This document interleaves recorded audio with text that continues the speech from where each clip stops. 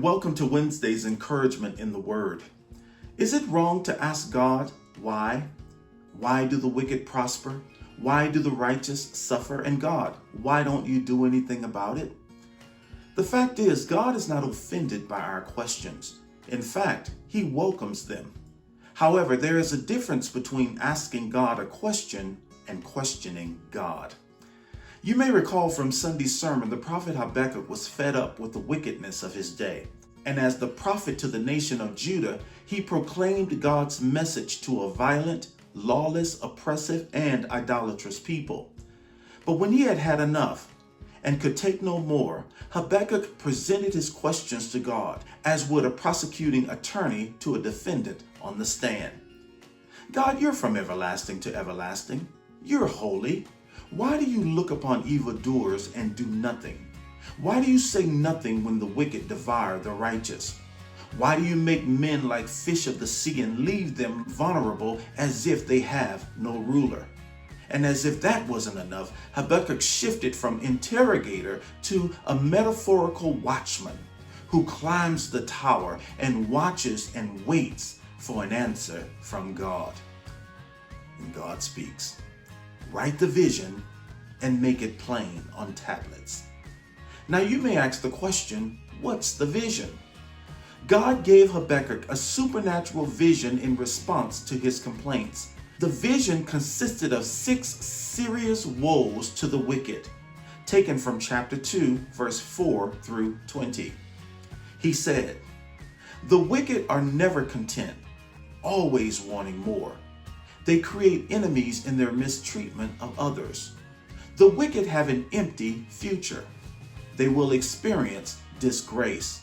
They have a false sense of security, and their idolatry will lead them nowhere."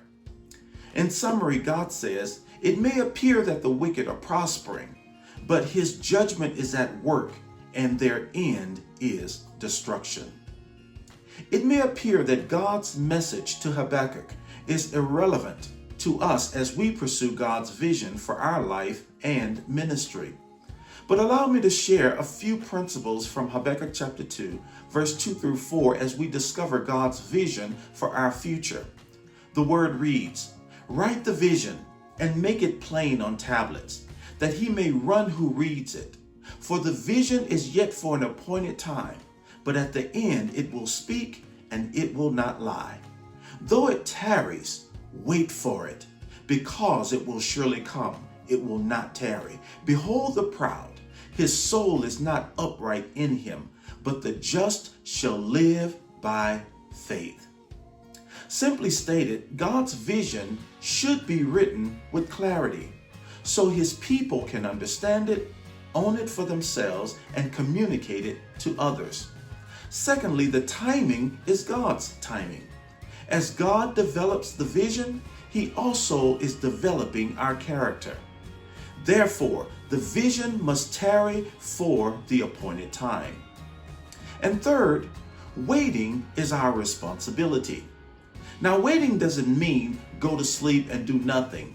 It involves all hands on deck, each one implementing their specific assignment in eager anticipation for the next set of instructions. In response to God's vision, Habakkuk submitted himself to God in prayer by requesting God's mercy, rejoicing in God's power, and remembering God's sufficiency. Brothers and sisters, as we prepare to discover God's next steps for our future, I trust we will embrace His vision, align ourselves with His timing, and live by faith. Thank you for listening. If this video was helpful, we invite you to subscribe to the channel, leave a comment, and share with a friend. Take care, and God willing, we'll see you in Bible study. Bye now.